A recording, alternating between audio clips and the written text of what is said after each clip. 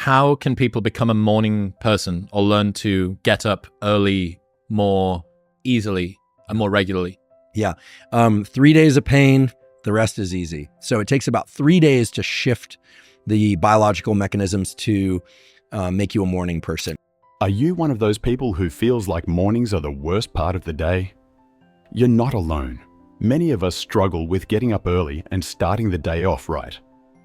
But what if I told you that a few simple changes could turn you into a morning person?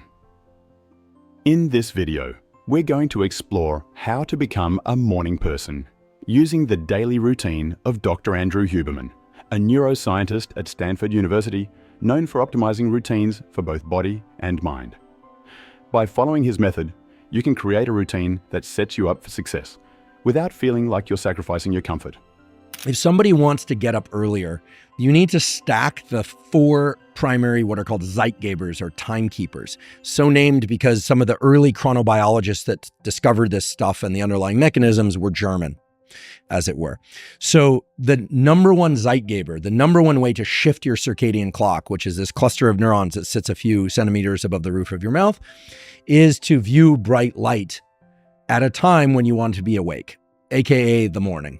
Okay, so that's why I say get outside, look at the sun, toward the sun. Don't force yourself to stare at it. Don't damage your eyes. Blink as needed. No sunglasses. Eyeglasses, corrective lenses, and contacts are absolutely fine, even if they have UV protection. Okay.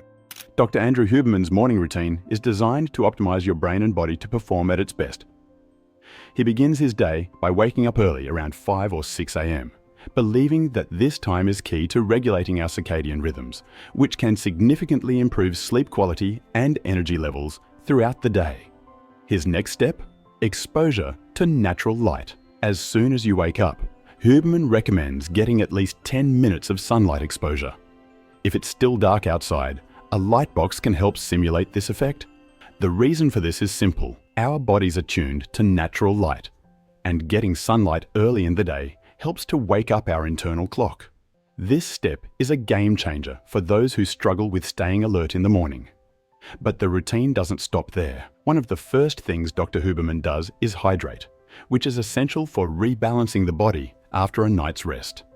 He suggests adding some lemon or apple cider vinegar to your water to support gut health. Given the connection between the gut and the brain, this step is critical for mental clarity and overall well-being. Next comes meditation, a practice that many find intimidating but can be incredibly simple. Dr. Huberman suggests starting with just 10 minutes of focused breathing each morning.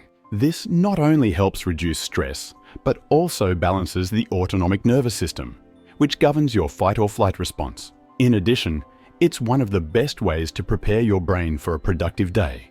The second most powerful Zeitgeber is exercise or movement. So if you do some jumping jacks, you skip some rope, or you even just take a walk while facing the sun, now you're starting to stack different Zeitgebers. And I'll explain the mechanisms in a moment. If you then also add caffeine, now this spits in the face a little bit of what I said a few minutes ago, but if you were to add caffeine, you can entrain, as it's called, the circadian clock to be alert at that time a bit more. And I'll be honest, if I'm going to exercise first thing in the morning, I need caffeine.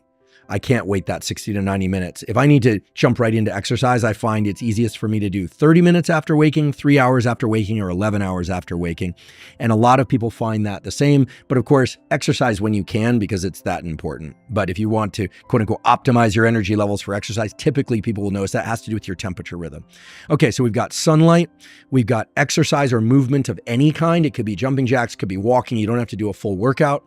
Stretching and physical exercise are also core components of Dr. Huberman's morning routine. He advises spending a few minutes stretching, whether it's basic yoga poses or simple mobility exercises to get the blood flowing. This not only increases flexibility, but also primes your muscles for the day ahead. If you're someone who doesn't enjoy intense workouts, even light exercise can have a profound effect.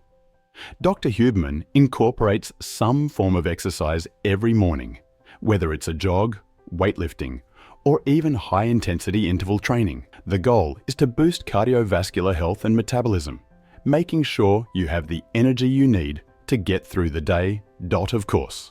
In some cases, food. I'm not big on eating first thing in the morning. I don't like to eat until 11 a.m. or noon. That's when my first meal arrives for me. Just naturally, that's when I get hungry. It's all caffeine and hydration prior to that.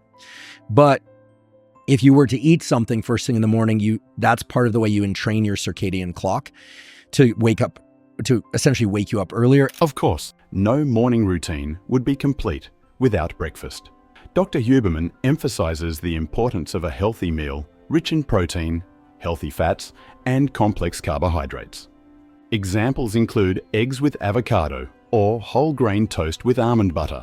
A nutritious breakfast provides the fuel your brain needs to stay sharp and your body to remain energized. Interesting part of Dr. Huberman's daily practice is cold exposure. Cold showers or immersing the body in cold water can improve circulation, reduce inflammation, and boost metabolism. Starting with just 15 seconds under cold water might sound tough, but gradually increasing the time can bring significant health benefits. Cold exposure also activates the nervous system, helping you feel more alert and focused throughout the day.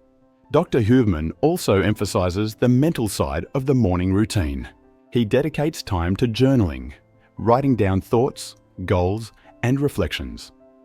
This practice helps organize the mind and provides clarity, making it easier to tackle the tasks of the day.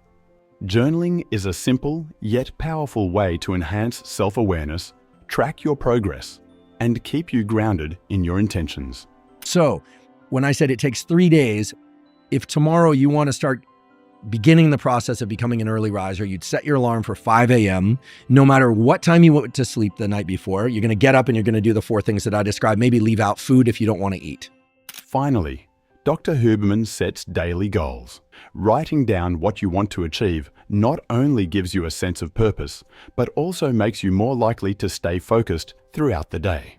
He suggests reviewing these goals at the end of the day to evaluate what went well and what could be improved. This helps maintain accountability and keeps you on track for long-term success. What's important about Dr. Huberman's routine is its flexibility. While the steps are simple, they're all designed to create a powerful morning that sets the stage for the rest of the day. Becoming a morning person isn't about doing everything perfectly. It's about finding a rhythm that works for you, building habits that you can maintain consistently, and knowing that you're setting yourself up for success every day. Now that you've seen how Dr. Andrew Huberman's morning routine can transform your day, it's time to start putting it into practice. Whether you want to wake up with more energy, stay focused throughout the day, or simply feel better mentally and physically, these steps can help you become the morning person you've always wanted to be. If you found this video helpful, make sure to like, subscribe, and hit that notification bell so you never miss another tip on optimizing your life. Thanks for watching.